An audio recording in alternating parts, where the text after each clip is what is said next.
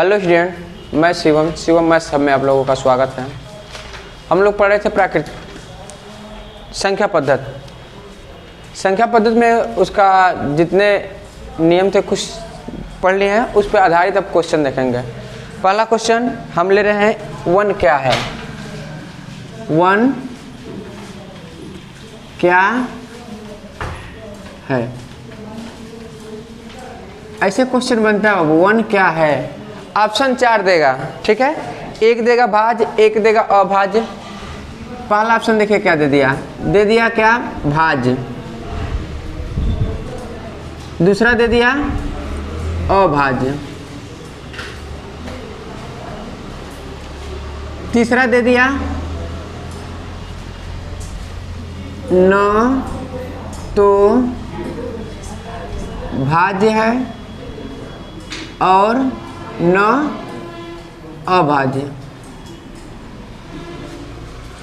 चौथा दे रहे कोई नहीं, इनमें से कोई नहीं।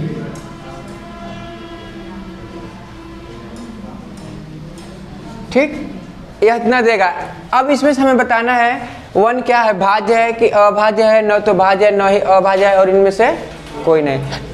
इस तरह से क्वेश्चन पूछता है। देखिए पढ़ा दिए सब कुछ, लेकिन क्वेश्चन कैसे कैसे फंसा पूछता है ऐसे। अब बताइए वन क्या है, नहीं पता, जबकि वन लिखवाए ना। पहला नंबर देखिए, हम भाज्य संख्या पढ़ाएं तो भाज्य में वन आया है। भाज्य पढ़ाएं तो ये पढ़ाएंगे सबसे छोटी भाज्य संख्या 2 है, एक की जिक्र किए हैं, भाज्य 4 है। सबसे छोटी भाज्य संख्या क्या है, वन तो बताया नहीं है, तो वन क्या भाज्य नहीं है। समझिएगा ध्यान से। अभाज्य पढ़ाए तो ये भी पढ़ाएं कि सबसे छोटी अभाज्य संख्या क्या है, 2 है। तो इसमें भी एक का जिक्र है, नहीं है, तो क्या है, या तो न भाज्य होगा न अभाज्य होगा, न भाज्य होगा न अभाज्य। मिला कि नहीं, समझ में आया।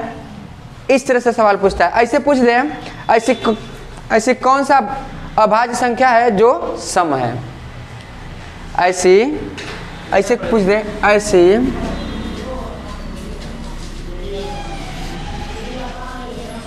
कौन सी भाज्य संख्या है, भाज्य संख्या है जो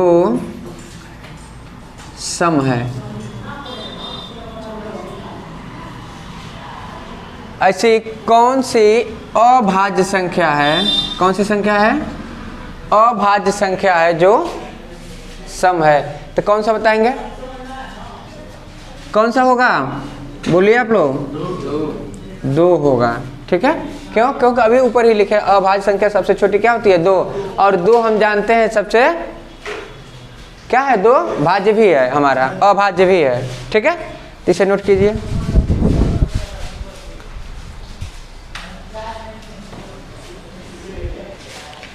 एक क्वेश्चन यहां से बनता है, भाज्य और अभाज्य। हाँ बस कंसेप्ट है बाबू, इस सब कंसेप्ट से क्वेश्चन बनता है। भाज्य और अभाज्य संख्याओं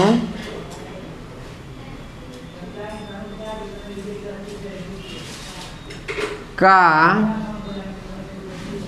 योग। अब ये बताइए, भाज्य और अभाज्य संख्याओं का योगफल क्या होगा, भाज्य और अभाज्य संख्याओं का योगफल क्या होगा। और ऑप्शन में देखिए क्या देगा, ऑप्शन में देगा भाज्य संख्या होगा, ठीक है। दूसरा दे दिया अभाज्य संख्या होगा, ठीक। तीसरा दे दिया भाज्य और अभाज्य दोनों होगा, भाज्य और अभाज्य दोनों होगा। चौथा दे दिया कोई नहीं, नन ऑफ दीज, कोई नहीं, ठीक।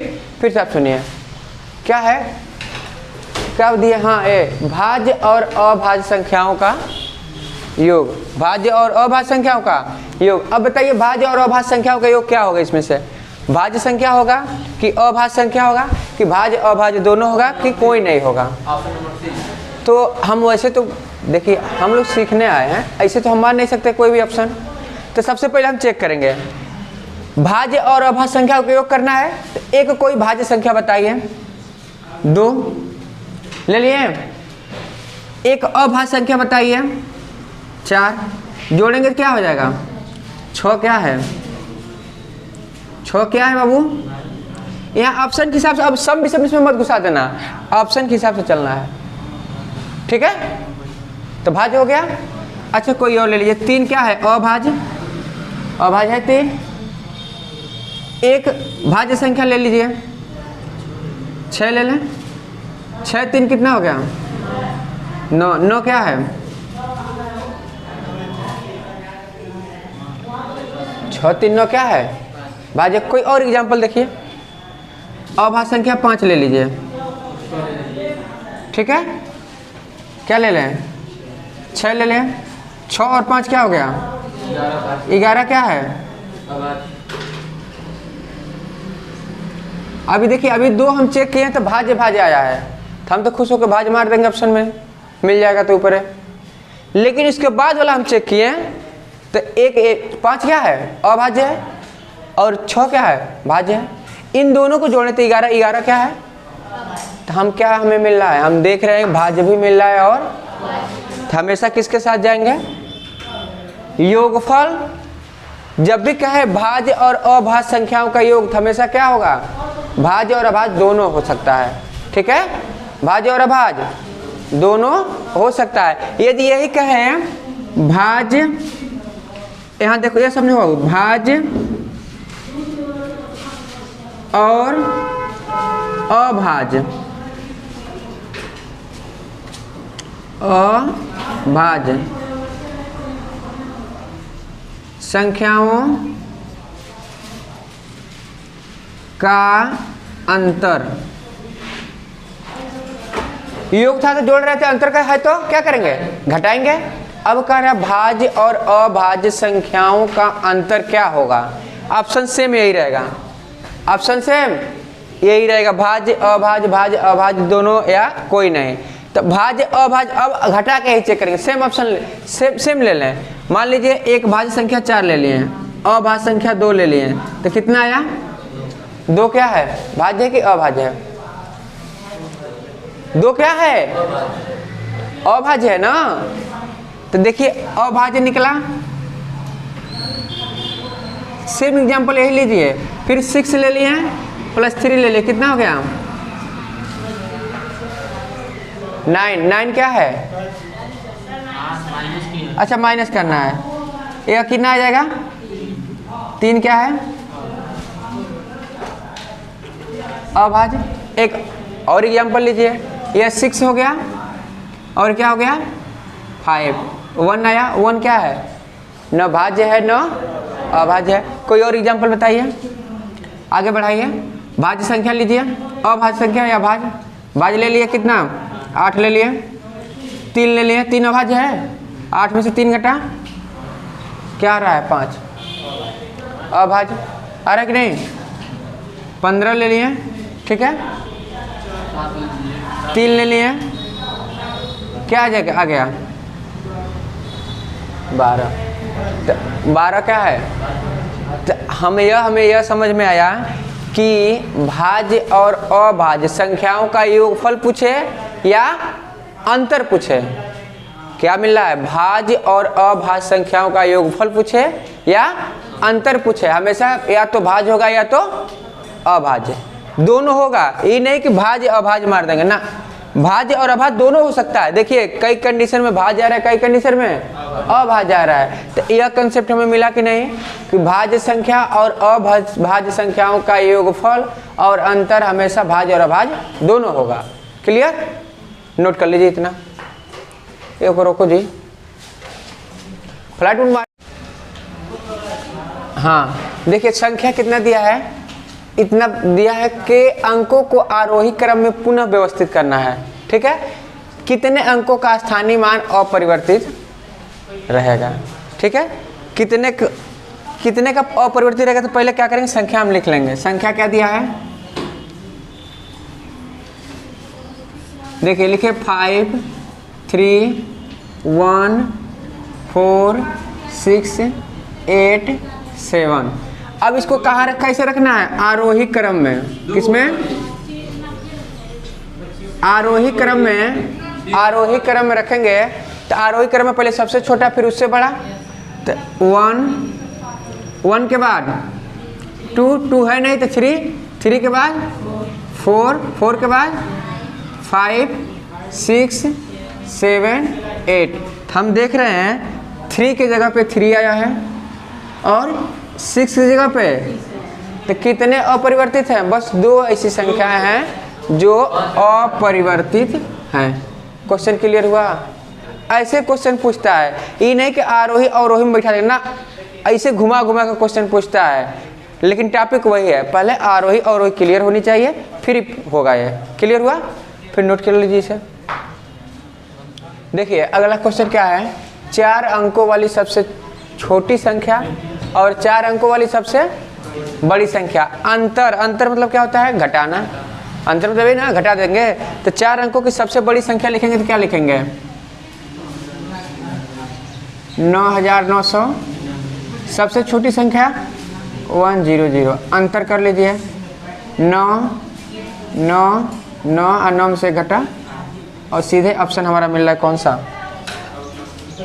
चौथा। क्लियर हो रहा है कि नहीं? फिर नोट कीजिए। देखिए अगला क्वेश्चन है 5 अंकों की सबसे छोटी संख्या जो 8 से प्रारंभ हो और 5 से अंत हो। तो सबसे छोटी संख्या 5 अंकों की क्या होती है? 1 2 3 4, यही ना? 5 अंकों की सबसे छोटी संख्या हो गई।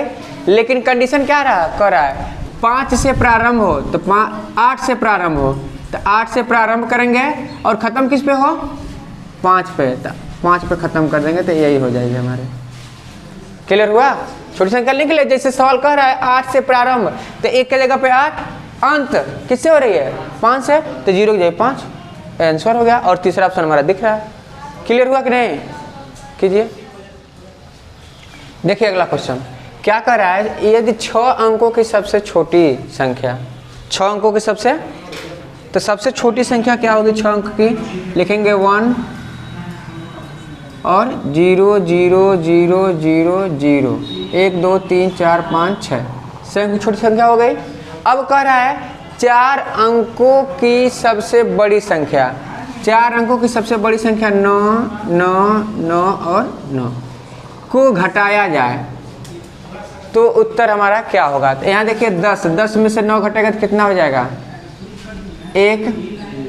यहाँ बचा 9 में से 0 घटा तो 0, 9 में से 0 घटा तो 0, 9 में से 0 घटा तो 9 में से 9 घटा तो 0। यहाँ बचा कितना? 9। तो 9 ऑप्शन देख लीजिए 90001। एकदम पहला ऑप्शन हमारा सही है। ठीक है बाबू, नोट कीजिए। तो देखिए बाबू अगला क्वेश्चन ये है, कह रहा है 1000 के परवर्ती और पूर्ववर्ती। ये भी देखिए पढ़ा चुके हैं।